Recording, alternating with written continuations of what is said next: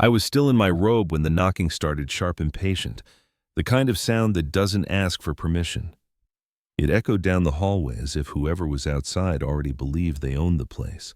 Dawn hadn't fully broken yet. The sky outside was still that dull gray-blue hour where nothing good ever shows up at your door. My phone buzzed on the kitchen counter. It was the security guard from the front desk. His voice was careful, the way people speak when they already know the answer but don't want to be the one to say it. He told me my son was downstairs. He told me Michael had arrived with his wife. He told me there was a moving crew with them, a truck in the driveway. He hesitated, then added that Michael was telling people the house no longer belonged to me. I didn't rush. I didn't raise my voice or ask questions. I walked into the kitchen, poured myself a cup of coffee, and stood there in the quiet while years of small, swallowed moments lined up behind that door. Every family dinner where my words were talked over, every time Michael deferred to his wife with a look before answering me, every signature I'd placed on documents I barely read because I trusted the people handing them to me, every decision I'd made alone after Elizabeth died, thinking I was keeping the peace. When the guard asked what he should do, I smiled and told him to let them in. Because what my son thought was a power move was actually the beginning of his mistake. Michael believed ownership was something you could declare loudly enough. He believed I was too tired, too slow, too grief-softened to see what was happening. What he didn't know was that I had already prepared for this moment long before anyone dared to challenge me openly. My name is Robert Miller. I'm 68 years old, a retired architect. I spent 40 years designing homes for other families while quietly building one of my own. My wife Elizabeth passed away 3 years ago, leaving me in the house we built together in 1982. The same house where we raised our son, the same house where I thought I would live out whatever years I had left in peace. The doorbell rang at exactly 5:07 a.m. Not a polite ring, not a tentative press, a sustained aggressive buzz that cut straight through my sleep. I'd been dreaming of Elizabeth again. I often do. Her voice was close, familiar, just out of reach. I never remember what she says when I wake. The sound dragged me out of that comfort and dropped me back into the dark. My heart was already racing by the time I pulled on my robe and started down the stairs. At my age, you learn not to rush toward trouble. Trouble will wait for you. Through the frosted glass of the front door, I could see shapes more than one. The motion light had snapped on, bathing the porch in harsh white light. When I opened the door, Michael stood there. Beside him was his wife Amanda. She held a leather folder tight against her chest like armor. Behind them, 3 men in matching Navy uniforms stood near a large truck parked in my driveway. Premier Moving Services was painted on the side in gold lettering. The engine was still running, exhaust curling into the cold morning air like breath from a restless animal. Amanda spoke first. She always did. "Good morning, Dad. I know this is early, but we wanted to get started before it gets too warm." Her smile was practiced, wide, polite, empty. "The kind you rehearse in mirrors. This house is being prepared for sale," she continued. "Michael and I are handling your affairs now. You signed the authorization yourself. We discussed this. Remember?" I looked at her, then at the folder in her hands. She shifted it slightly, and I caught a glimpse of the papers inside. At the bottom of one page were 2 signatures side by side. One was meant to be mine, though I had no memory of writing it. The other I recognized immediately. I had watched that handwriting grow from uneven childhood letters into the confident script of an adult. It belonged to my son. Michael wouldn't meet my eyes. His hands were clenched at his sides, knuckles pale, jaw tight. He stared past me at the hallway behind my shoulder at anything that wasn't my face. In 45 years of knowing my boy, I had learned to read his silences. This one was screaming. Across the street, a light flicked on in the window of Helen Parker's house. Helen, Elizabeth's closest friend for over 50 years. A woman who never woke before 7. The light stayed on, steady and watchful, and something in my chest settled. A piece of a puzzle I hadn't known I was solving clicked quietly into place. Amanda kept talking. Timelines, logistics. Words like transition and appropriate care and what's best for everyone. The movers shifted their weight behind her, eager to begin. Michael remained silent, a statue carved in the shape of my son. I could have argued. I could have demanded explanations, threatened lawyers, slammed the door in their faces. 3 years ago, I might have done exactly that. But Elizabeth's death had taught me something 40 years of architecture never had. You don't argue with people who already believe you've lost. You let them think it. You watch. You wait. You remember. So instead of shouting, instead of weeping, instead of giving Amanda the reaction she had clearly prepared for, I stepped aside and said, "Let them in." Her smile faltered for just a moment. Confusion flickered across her face and vanished like a shadow passing over water. This wasn't in her script. The movers filed past me into the house Elizabeth and I had built with our own hands. Their boots thudded against the hardwood floors she'd chosen 30 years earlier. I watched as they began measuring doorways, scanning rooms, reducing my life to items on a clipboard. Michael finally looked at me. Just for a second. In his eyes, I saw something that might have been an apology or a plea. Then Amanda touched his arm and he looked away. They came to take my home. What they didn't know was that I had been waiting for this knock. I just hadn't expected my own son's signature to be on the blade. While the movers moved through the house, calling out measurements and jotting notes onto clipboards, I stood in the corner of the living room and let 45 years of memory wash over me. They could inventory furniture, estimate the value of appliances, reduce everything to numbers on a spreadsheet, but they could never account for what these walls had truly held. Elizabeth and I built this house in 1982, back when Ronald Reagan was in the White House, and everyone told us we were foolish to take on a project like this in a shaky economy. We were young then, stubborn in the way only young couples can be convinced that effort and love could solve most problems. I designed every room myself, sitting late at the small kitchen table in our apartment drafting floor plans, while Elizabeth leaned over my shoulder offering suggestions. She wanted big windows in the living room to catch the morning light. She wanted a covered porch where we could sit and watch storms roll in. She insisted on a nursery close to our bedroom even before we had children because she believed in preparing for the future. The future arrived faster than we expected. Michael was born in the spring of 1980, 2 years before the house was finished. He took his first steps across these hardwood floors, wobbling toward Elizabeth's outstretched arms while I held my breath and prayed he wouldn't fall. He climbed the oak tree in the backyard every summer until he was tall enough to reach the lowest branches without help. When he was 12, he carved his initials into the porch railing, and Elizabeth pretended to scold him while I secretly smiled. This house watched my son grow from infant to boy to man. It held our Christmas mornings and our arguments, our quiet dinners and loud celebrations. Our ordinary days I hadn't known were precious until they were gone. 20 years ago, when Michael was in college and our hair had started turning gray, Elizabeth insisted we meet with a lawyer about estate planning. I thought it was unnecessary, something wealthy people worried about, not middle-class architects with modest savings. But Elizabeth had always been the practical one, the one who saw around corners. We established a family trust, signed documents I barely understood, and stored everything in a safety deposit box. At the time, it felt like paperwork, nothing more. I didn't know then that Elizabeth was building walls I couldn't see. She passed away 3 years ago. Heart disease, the doctor said, as if those 2 words could explain the collapse of my entire world. I held her hand in the hospital room while machines beeped steadily and told her everything would be fine, the way husbands lie when they don't know what else to say. A month before she died, when she still had the strength to squeeze my fingers, she pulled me close and whispered something I dismissed as fever talk. "If anything happens to me," she said, "go to Helen. She has things I couldn't tell you while I was well. Promise me, Robert."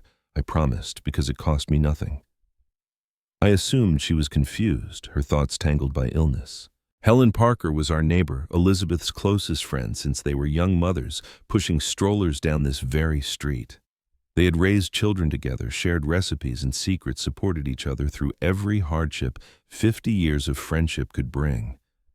I loved Helen like a sister, but I couldn't imagine what she could possibly have that Elizabeth couldn't tell me herself. So I promised, and then I forgot. Elizabeth died. Grief swallowed me whole, and Helen came to the funeral, held my hand, and told me to call if I needed anything. I never did. I buried my wife, and with her, I buried whatever message she had tried to leave me. I was too broken to listen. Amanda appeared in Michael's life about 10 years ago. She was charming in the way some people are charmed, that makes you feel chosen just for being noticed. She asked questions about architecture, about Elizabeth, about the house. She remembered birthdays. She brought thoughtful gifts. She called me Dad before the wedding invitations were even printed. Michael seemed happier than I'd ever seen him. What father would question that? After Elizabeth's funeral, Amanda began visiting more often. She brought casseroles, sat with me in the kitchen while Michael worked late. She asked how I was sleeping, whether I was managing, if I needed help around the house. Her attention felt like kindness. I didn't understand then that it was reconnaissance. The first suggestion came wrapped in concern. "You shouldn't drive at night anymore, Dad," she said one evening. "The roads are dangerous, and your reflexes aren't what they used to be." I'd been driving for 50 years without a single accident, but she spoke with such certainty that I found myself agreeing. One concession seemed harmless. Then came another. "Let me handle the bills," she said. "You might make a mistake, and we don't want anything falling through the cracks." Before I realized what was happening, Amanda had inserted herself into every corner of my life. She redirected my mail to Michael's address, explaining it was more efficient. She scheduled my doctor's appointments and insisted on attending them, answering questions on my behalf, as if I'd forgotten how to speak. She changed the passwords on my computer, claiming she was protecting me from scammers. She monitored my phone calls, always appearing in doorways when I picked up the receiver, always asking who I'd been talking to when I hung up. I began to feel like a guest in my own home. The house I had built with my own hands slowly stopped feeling like mine. Amanda rearranged furniture without asking. She removed Elizabeth's photographs from the hallway, storing them in boxes in the attic so they wouldn't collect dust. She suggested I might be more comfortable in the downstairs bedroom, since the stairs were getting difficult, even though my knees had never given me trouble. Every change was presented as a favor, every adjustment framed as care. Each one pushed me further toward the margins of my own existence. Michael noticed nothing, or chose not to. He worked long hours at his accounting firm, came home exhausted, and accepted whatever version of reality Amanda presented. When I tried to raise concerns gently, carefully, he dismissed them with the same phrase every time. "She's just trying to help Dad. You should be grateful." One evening, about a year after Elizabeth's death, Michael mentioned something in passing that lodged itself in my memory. We were sitting on the porch, watching the sun dip behind the oak tree, and he said casually, "Amanda asked me to sign some papers yesterday. Routine stuff, something about house insurance needing an update." He shrugged. "I didn't really read them. She handles all that. I should have asked questions. I should have demanded to see what he'd signed. But the sunset was beautiful, and I was tired, and I told myself it was probably nothing." That night I went to bed early. Sometime after midnight I heard footsteps in the hallway. A shadow appeared at my door. Michael stood there, hand on the frame, his face a mask of conflict I had never seen before. "Dad," he whispered, "I need to—" From downstairs, Amanda's voice cut through the darkness. "Michael, I need you right now." My son's mouth closed. Something shifted behind his eyes like a door slamming shut. He turned without another word and walked away. His footsteps faded down the hall. He never came back. The next morning he acted as if nothing had happened. I tried to bring it up over breakfast, but Amanda was there, filling the room with chatter about groceries and weekend plans. The moment was swallowed whole. I replayed that scene 1,000 times in the months that followed. Michael at my door, trying to tell me something, being pulled back by her voice. Standing in my living room now, watching strangers measure my memories, I finally understood. My son hadn't been silent because he didn't care. He'd been silent because someone had taught him that speaking came at a cost. The discovery came by accident, the way the most important moments in life often do, quietly without warning, disguised as something ordinary. I was in the study one afternoon, searching for a pen that had rolled behind the cabinet. I lowered myself to the floor with a flashlight, my knees complaining more than they used to, and reached into the narrow space between the wall and the furniture. My fingers brushed paper. I pulled out an envelope coated in dust. It was an old phone bill from a previous quarter, the kind I no longer paid much attention to since Amanda had taken over the household accounts. I almost tossed it into the trash without opening it. Almost. Something in instinct I didn't yet understand made me pause. I slid my finger under the flap. Inside, tucked behind the bill like a hidden passenger, was a document I had never seen before. The heading read, General Durable Power of Attorney. Legal language filled the page, dense paragraphs about authority, decision-making, and the right to act on behalf of another person. My eyes skimmed past most of it, drawn instead to the bottom of the page. My name was there, Robert Miller, written in handwriting that looked almost like mine, but not quite. The letters were too careful, too deliberate, as if someone had practiced them repeatedly before committing pen to paper. And beside the signature was a date that stopped my heart cold. 3 months ago, a Tuesday in October. I remembered that week with absolute clarity because I hadn't been home. I had been 400 miles away visiting my sister Susan in Ohio after her knee surgery. I'd spent 5 days cooking meals she couldn't manage, helping her up the stairs, keeping her company during long afternoons of recovery. I had photographs on my phone, time-stamped proof of exactly where I'd been. I had not signed this document. I could not have signed it. My hands began to shake as I read further. Below the line marked principal signature was another line labeled witness. A witness is required to validate a power of attorney to confirm that the person signing is who they claim to be and is acting of their own free will. The name on that line was Michael Miller. My son's handwriting. Unmistakable. I sat on the floor of my study for a long time, the document resting in my lap, trying to understand what I was seeing. Michael had signed as witness to a signature I never made. Either he had knowingly participated in forgery, or he had been deceived into believing he was witnessing something legitimate. The memory returned with cruel clarity. Michael on the porch at sunset, his voice casual. Amanda asked me to sign some papers. Routine stuff. Routine. I wanted to believe he was a victim too.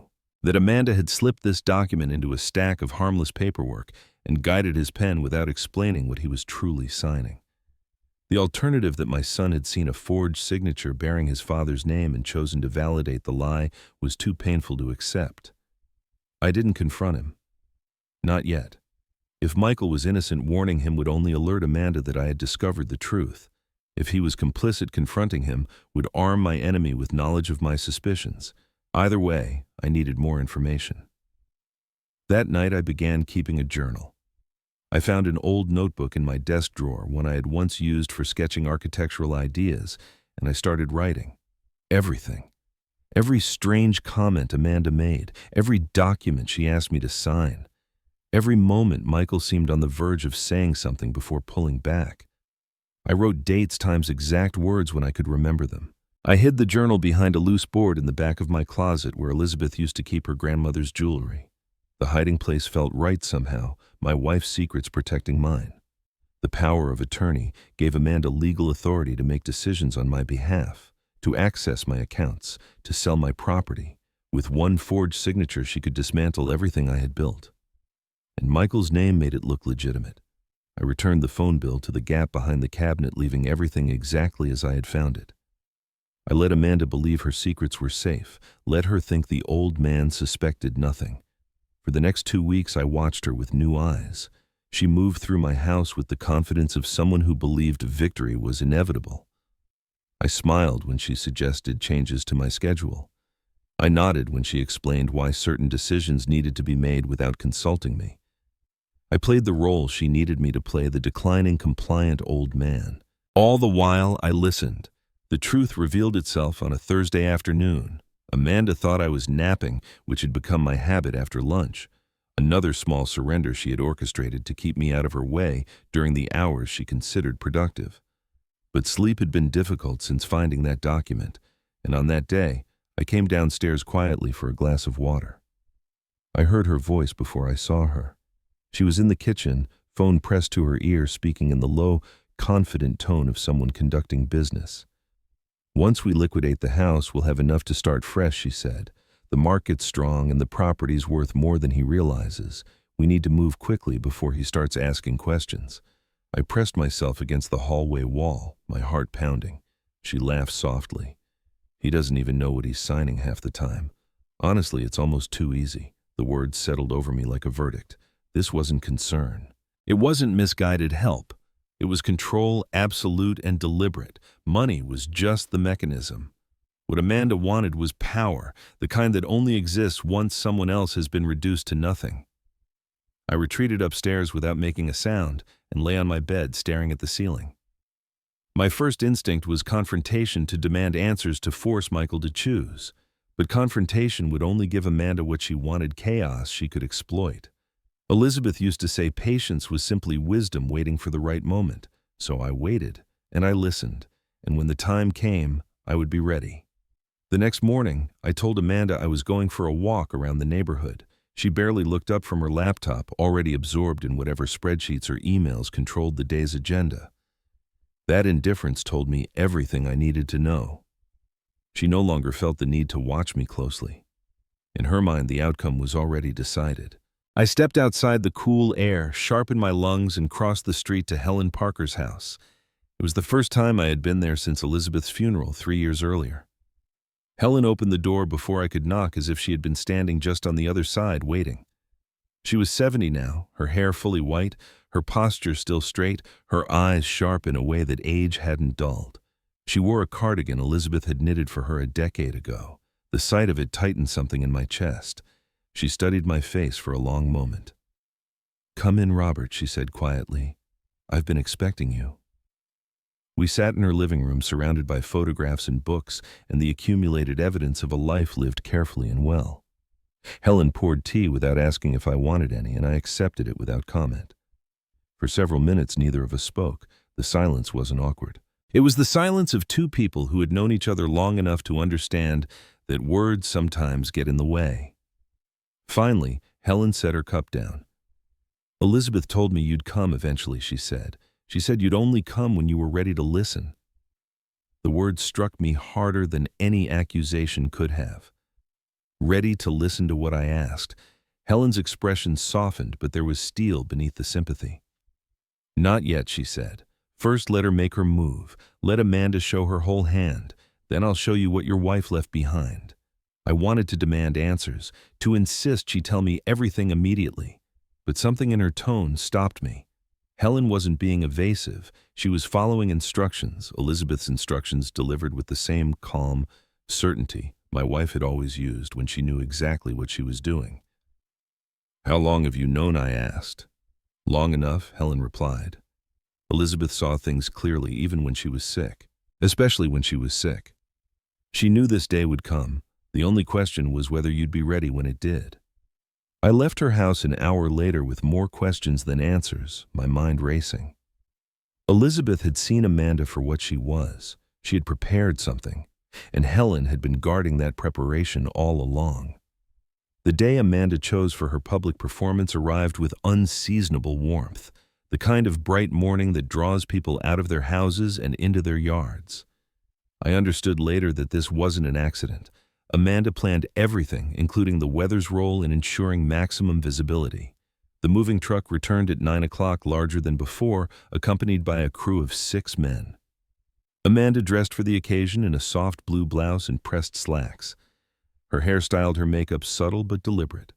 She looked like a woman from a lifestyle magazine, the kind of daughter-in-law neighbors admire. By mid-morning, people began to gather. Mrs. Collins from 3 doors down paused her morning walk. The Watkins family stopped gardening and drifted toward their property line. A young couple across the street stood on their porch with coffee mugs, watching with detached curiosity. By noon, a small crowd had formed, pretending to check mailboxes or trim hedges while keeping their eyes fixed on my lawn. Amanda moved among them like a politician. She touched arms, lowered her voice, shook her head with practiced concern. "We're just helping Dad transition to assisted living," she told Mrs. Collins, loud enough for others to hear. "It's what's best for him at this stage. The house is too much for one person." Mrs. Collins nodded sympathetically and glanced at me with pity. "Of course, dear. You're doing the right thing." Amanda dabbed at dry eyes with a tissue she seemed to produce from nowhere. "Family takes care of family." That's what Elizabeth would have wanted. Hearing my wife's name used like that felt like a blow to the chest. Amanda had never known Elizabeth, not really. She had known only the softened version illness left behind. She had no right to speak for her. I said nothing. Michael stood beside his wife the entire morning, silent and stiff. He held clipboards when she handed them to him, pointed movers toward rooms when she told him to. He nodded along without speaking. He never looked at the neighbors. He never looked at me. I recognized shame when I saw it. I just didn't know whether he felt it for what he was doing or simply for being seen doing it.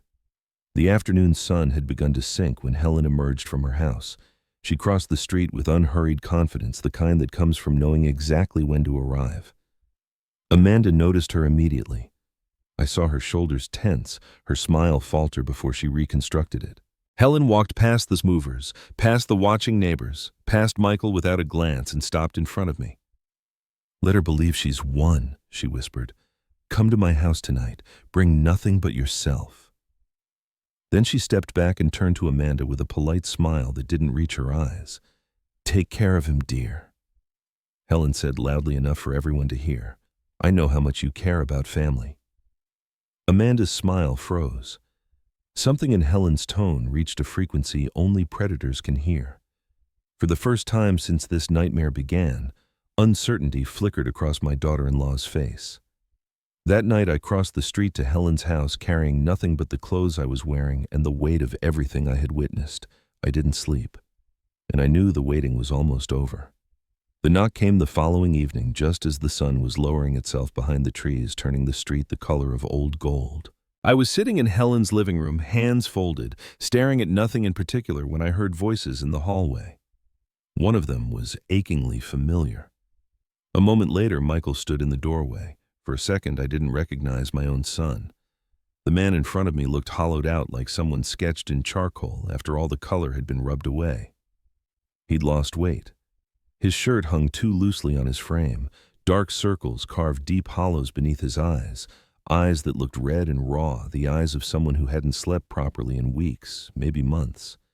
He stood there as if he wasn't sure he was allowed to enter a stranger hesitating on the edge of his father's life. "Can we talk?" he asked. His voice cracked on the second word. Helen didn't wait to be asked. She murmured something about tea and disappeared into the kitchen, closing the door behind her with the quiet understanding of someone who knows when presence becomes intrusion. I gestured to the chair across from me. Michael lowered himself into it slowly like a man twice his age. For a long moment, neither of us spoke. I studied his face, searching for the boy who once ran through this neighborhood barefoot. The young man who had argued politics with me over dinner, who had dreamed aloud without fear of being corrected. He was still there, buried but not gone.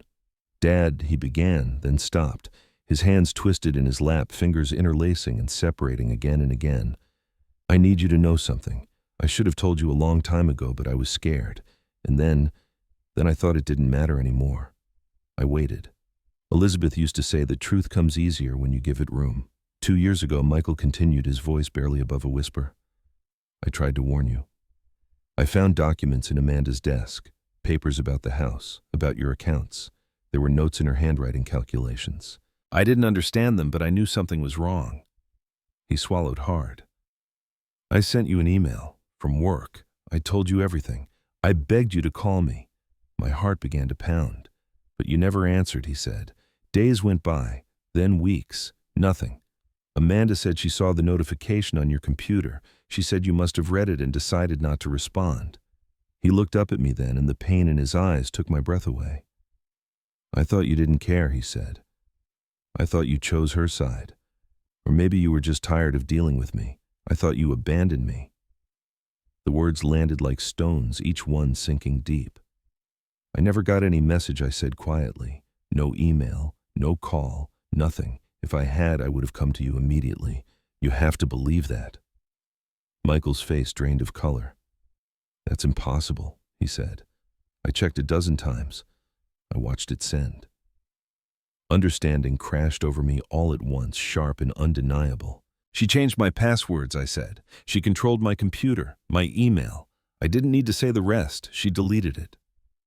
Michael whispered. His phone buzzed suddenly in his pocket.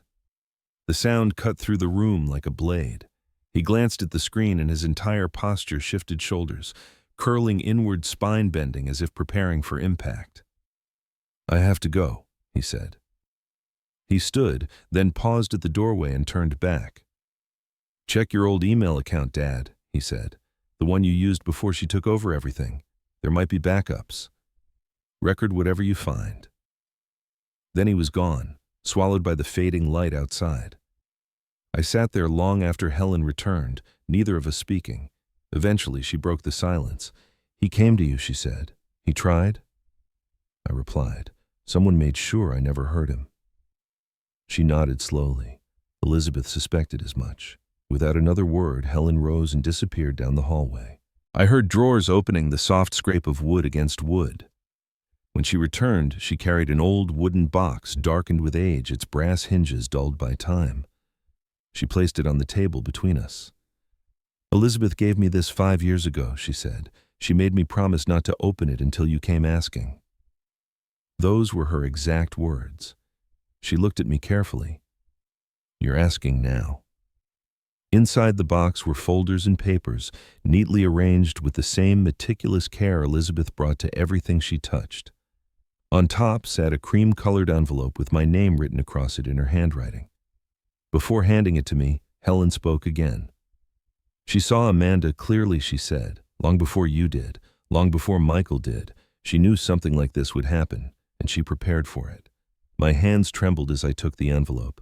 "She didn't tell you because she knew you," Helen continued gently. "She knew you'd try to fix it with conversation, with fairness. And she knew that wouldn't work. Some people can't be reasoned with. They can only be outmaneuvered." I held the envelope against my chest, feeling as if Elizabeth were standing beside me, guiding my hands. "Take your time," Helen said, rising. "I'll be in the kitchen." I opened the envelope alone. The paper inside was thick, familiar. Elizabeth's handwriting filled every inch, careful and precise. "My dearest Robert," it began. As I read, her voice came back to me, calm, steady, loving. She wrote about Amanda, about the questions she asked, about the way she looked at the house, not with warmth, but with calculation.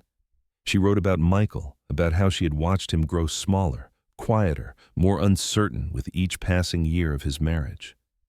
She told me about the trust, about the amendments she'd made with a lawyer named Thomas Reynolds, about the protections she'd put in place so the house could never be sold without his approval. And then she wrote the words that broke me. "Do not hate our son. He is lost, not cruel. Help him if you can, but do not destroy yourself trying to save someone who isn't ready. Love does not mean surrender." When I finished, I wept not from loss, but from gratitude. Elizabeth had seen what I could not. She had built a wall around our family long before anyone tried to tear it apart. And now it was my turn to finish what she started. The next morning, Helen drove me to a low brick office building on the outskirts of town. It was the kind of place you'd never notice unless you were looking for it: 3 modest law practices, an accounting firm, and nothing flashy enough to draw attention. The gold lettering on the second-floor window read, "Thomas Reynolds, Attorney at Law." Inside, the office smelled faintly of old paper and furniture polish. Shelves of legal volumes lined the walls, every spine aligned with quiet precision. Thomas Reynolds himself rose from behind his desk when we entered. He was in his early 60s, gray at the temples, calm in a way that suggested decades of separating emotion from fact. "Robert," he said, shaking my hand. "Elizabeth spoke of you often. I'm sorry we're meeting under these circumstances." He didn't waste time. He opened a folder and slid a document across the desk toward me. "The house on Maple Street," he explained, "belongs to the Miller Family Trust. Not to you personally, not to Michael, and certainly not to Amanda." The words took a moment to settle. "You are the beneficiary," he continued. "That means you have the right to live there. But any sale, transfer, or leverage of that property requires approval from the trustee." He met my eyes. "I am the trustee. Elizabeth appointed me 5 years ago." Relief washed through me, followed quickly by something darker. The house was protected, but everything else Amanda had done still mattered. Thomas nodded as if reading my thoughts. "The power of attorney Amanda forged might give her access to personal accounts or medical decisions," he said. "But it's worthless against trust property. She's been waving a weapon that can't fire." He paused before continuing. "Forgery is still a serious crime. If you choose to pursue it, the evidence supports criminal charges, The forged signature, the witness attestation, proof you were out of state. Any prosecutor would take this case. I thought of Michael in a courtroom, of him being forced to testify against his own wife. I won't do that to my son, I said quietly. Thomas leaned back, considering. There is another option, he said. A civil resolution. We call a meeting. Present the evidence. Give her a choice. She signs an agreement relinquishing all claims to Miller family assets and leaves the state within 30 days, or we forward everything to the district attorney. You think she'll agree? I asked. Most people do, he said. Self-preservation is a powerful motivator. The plan was simple, elegant, silent. I agreed. That afternoon, Helen drove me back to her house. The meeting was scheduled. The trap was set. But one last question lingered in my mind, one I needed answered before I could face Amanda. That evening, after Helen had gone to bed, I returned to the wooden box Elizabeth had left behind. I lifted each folder carefully until I reached the bottom where a small cloth pouch rested. Inside was a USB drive.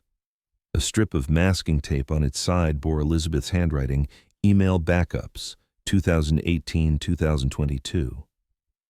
I borrowed Helen's laptop and plugged it in. The files were organized by year and month, thousands of emails archived with Elizabeth's meticulous care. Even in this, she had thought ahead. I navigated to the year Michael had mentioned, then the month. My hand shook as I scrolled through subject lines. Then I saw it. Dad, please read this. The date matched exactly. I opened the file. Michael's words filled the screen. Fear, confusion, desperation laid bare in sentences written by a son who believed his father could still protect him. He warned me about Amanda, about the documents, about the calls she made late at night. He begged me not to reply, asked me to call him at work instead. I need to know you're still there, he had written. I love you. I checked the metadata. The email had been opened 4 minutes after it was sent, deleted 2 minutes later, emptied from the trash 1 minute after that. At the time, I was at a hospital appointment. Amanda had been alone in the house. The truth assembled itself with brutal clarity. For 2 years, my son had believed I read his plea and chose silence. For 2 years, Amanda had let that lie fester, using it to bind him closer to her. She hadn't just stolen my house. She'd stolen my son's faith in me. I closed the laptop and sat in the dark, the USB drive warm in my hand. The evidence was complete now. There was nothing left to uncover. What remained was reckoning. The meeting arrived under a gray, overcast sky. Helen drove me back to Thomas's office. Inside, 5 chairs had been arranged in a loose semicircle. I took my seat beside Helen. Amanda arrived next, composed, professional, her confidence carefully assembled. Michael came last and chose a chair far from his wife. Thomas closed the door. He laid out the evidence calmly. The trust, the forged power of attorney, the deleted email. When he finished, the room was silent. Amanda looked to Michael. Say something, she demanded. Michael stood. I thought my father abandoned me, he said quietly. You made me believe that. I'm done. I placed my hand on his shoulder. Thomas slid the agreement across the desk. Amanda signed. She left without a word. 3 months later, I returned home. The house felt empty at first, but not hollow. Silence, I learned, can be healing. Michael visits every Sunday now. We sit on the porch beneath the oak tree and talk about small things. Helen still lives next door, and Elizabeth's garden blooms again. The house on Maple Street stood quiet again. For weeks after Amanda left, it felt less like a home and more like a place recovering from an illness. The movers had taken most of the furniture she ordered, removed, leaving behind wide echoing rooms that held their breath when I walked through them. I returned on a Tuesday afternoon with a single suitcase and the wooden box Elizabeth had entrusted to Helen. I didn't rush to fill the emptiness. After everything that had happened, the silence felt earned. Word traveled quickly, as it always does in small neighborhoods. People who had watched from their porches weeks earlier now looked away when they saw me. A few offered tentative smiles. 1 or 2 stopped to say they were glad to see me back. No one asked questions. Whatever story Amanda had told unraveled on its own. The consequences reached her faster than I expected. Within a week, she lost her job. Someone at Thomas Reynolds's firm knew someone at the marketing agency where Amanda had worked, and rumors, carefully factual, quietly devastating, began to circulate. Financial exploitation, forged documents, manipulation of an elderly family member. Companies don't like liability, and they like bad press even less. Amanda was let go without ceremony. Her social circle followed. Invitations stopped coming. Calls went unanswered. The same people who once admired her efficiency and confidence suddenly found reasons to be busy. By the end of the month, she packed her car and left the state as agreed. I heard later she was staying with a distant cousin working part-time rebuilding from a life reduced to what could fit in a trunk. I felt no triumph, only a quiet certainty that actions given enough time find their owners. Michael filed for divorce the week after the meeting. He called me that night, his voice steady in a way I hadn't heard in years. He had also started therapy, something Amanda had always dismissed as weakness. Now he sat twice a week in a small office, learning to separate his own thoughts from the ones that had been planted in his mind. Some days were harder than others, he told me. Some days he questioned everything, but he kept going. We started having dinner together once a week, Thursdays. Nothing elaborate. Soup, pasta, whatever I could manage. The conversations were awkward at first, careful and short, like two people relearning a language they once spoke fluently. We had lost 8 years. We couldn't get them back, but we could choose what came next. Helen visited most Sundays, always bringing something homemade. Her apple pie tasted exactly like Elizabeth's. The first time I noticed, I had to step outside for a moment and let the air steady me. One evening, we sat on the porch watching the sun drop behind the oak tree Michael used to climb as a boy. Helen set her teacup down and looked at me. "She would be proud of you," she said softly. "I couldn't have done any of it without you," I replied. She smiled. "You didn't have to. That was the point." Spring came quietly. Helen helped me restore Elizabeth's garden, identifying the perennials my wife had planted years earlier. We worked side by side in the soil, dividing bulbs, replanting what had been neglected. When the flowers bloomed bright and stubborn against the odds, I understood something Elizabeth had always known. Preparation is love made practical. A year has passed now. The house breathes again. Michael visits every Sunday. He laughs more easily. He stands straighter. He is becoming himself again, slowly, deliberately. Every week I place a white flower beside Elizabeth's photograph. "You protected us," I tell her, even when I didn't know I needed it. This wasn't a story about shouting or revenge. It was about patience, about preparation, about the quiet strength of people who refuse to let those they love be erased. Sometimes justice doesn't arrive with noise. Sometimes it just waits until the truth is ready to stand on its own. On quiet mornings now, I sit at the kitchen table with a cup of coffee and listen to the house remember itself. The floorboards no longer creak with tension. The walls no longer feel like they're holding their breath. Sunlight moves freely through the windows Elizabeth insisted on enlarging decades ago, catching dust motes in a way that makes the air feel alive again. I keep the journal in the same place behind the loose board in the closet. I don't write in it every day anymore. The early pages are dense with fear and urgency, my handwriting tight and hurried. The later pages slow down. They breathe. Lately, I write only when something feels worth preserving. Gratitude, mostly. Small victories that don't announce themselves. Michael came by last Sunday with a bag of groceries and a quiet smile. He cooked dinner without asking, moving around the kitchen, as if relearning the choreography of a space he once knew by heart. We talked about ordinary things, the weather, a project he's been assigned at work, a book I've been reading. There were pauses, but they weren't heavy. They were comfortable, the kind that don't need filling. After dinner, we sat on the porch and watched the fireflies rise from the garden as dusk settled in. For a long time, Michael said nothing. Then he spoke, his voice thoughtful, steady. "I used to think I lost 8 years," he said. "Wasted them, gave them to someone who never really saw me." I waited. Now he continued, "I think maybe I learned 8 years of what not to be." I smiled. "Your mother would agree. She always said nothing is wasted if you carry the lesson forward." He nodded, the corners of his mouth lifting slightly, and I saw the boy he used to be peeking through the man he's becoming. Helen still lives next door. We share tea most afternoons, a ritual that began in crisis and settled into peace. We talk about Elizabeth, often about her laugh, her stubbornness, her way of preparing for things long before anyone else saw the need. Keeping her memory alive feels less like mourning now and more like conversation. One afternoon, as we worked in the garden, Helen paused and wiped her hands on her jeans. "She trusted you," she said, even when she couldn't explain everything, especially then. I understood what she meant. Elizabeth hadn't protected me because she doubted me. She protected me because she knew me, knew my instinct to fix things with honesty and patience, knew the kind of adversary that instinct couldn't defeat on its own. Love. I learned sometimes looks like planning for a battle you hope never comes. I stand at my desk each morning and look out at the oak tree in the yard. I had a tree surgeon examine it last spring, worried that age might have weakened what looked so strong. He smiled and told me the roots were deep, the trunk solid, capable of weathering storms for decades to come.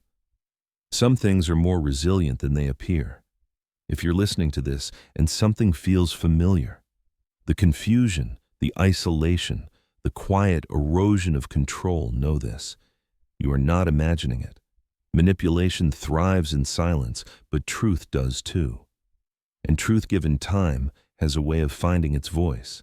I didn't win because I shouted the loudest or fought the hardest. I won because someone loved me enough to prepare, because a friend kept a promise, because a son chose truth when it finally reached him. Justice doesn't always arrive with noise. Sometimes it arrives softly, carrying a box of documents, a letter written in careful handwriting, and the steady presence of people who refuse to let you fall. And sometimes, that's more than enough. There are moments now, small, ordinary ones, when I catch myself reaching for something that isn't there anymore. The reflex to ask permission before making a decision. The urge to explain myself in my own home. Those habits don't disappear overnight. Control leaves behind grooves in the mind, and it takes time for new patterns to form. But each morning when I wake in the bedroom Elizabeth and I shared for 4 decades, I remind myself where I am. I open the curtains she insisted be wide enough to catch the dawn. Light pours in steady and unapologetic, and the day begins on my terms. I've gone back to walking the neighborhood again, slowly, deliberately. People wave now. Some stop to talk. A few apologize in their own quiet ways, awkward smiles, words that trail off unfinished. I don't hold it against them. It's easier to believe a neat story than to imagine something darker happening in the house next door. Most people aren't cruel. They're just afraid of being wrong. Michael and I are learning each other again, not as the men we were before, but as the men we are now. We don't rush it. Trust, like architecture, requires a solid foundation. You don't rebuild by slapping paint over cracks and calling it done. You rebuild by stripping things back to what's sound and starting there. Some evenings we talk about Elizabeth. Other times we don't. Both feel right.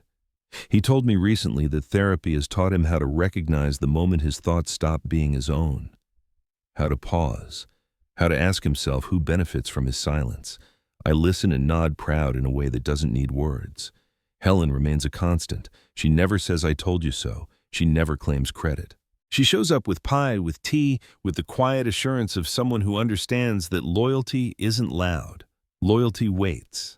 Last week I finally planted something in the garden for Elizabeth, a white perennial that will bloom every spring. I pressed the soil down gently around it, just the way she used to, and stood back to look at my work. It felt like closing a circle. Protection. I've learned isn't about fighting. It's about preparation. It's about loving someone enough to shield them from dangers they can't yet imagine, and trusting others to carry that shield forward if you no longer can. I write this now not because I want sympathy or admiration, but because stories like mine thrive in the dark. Financial exploitation, family manipulation, elder abuse. They hide behind concern and familiarity, behind phrases like, "It's for your own good and we're just trying to help." If you recognize that pattern in your own life or in the life of someone you love, please know this: you are not alone and you are not imagining it. Help exists. People are listening. In the United States, the National Elder Abuse Hotline is 1-800-677-1116. Someone there will listen without judgment, quietly, patiently, exactly the way help should. I didn't reclaim my life by shouting. I reclaimed it by waiting, by gathering truth, and by trusting the people who never let me fall. The loudest victories fade quickly. The quiet ones last. If this story stayed with you, I'd like to know. Which moment affected you most, the letter, the deleted email? The moment a father and son finally stood together? Leave a comment. Share this with someone who might need to hear it. You never know who's standing in a house that no longer feels like their own, wondering if anyone sees what's happening. Sometimes the most powerful revenge isn't revenge at all. It's survival.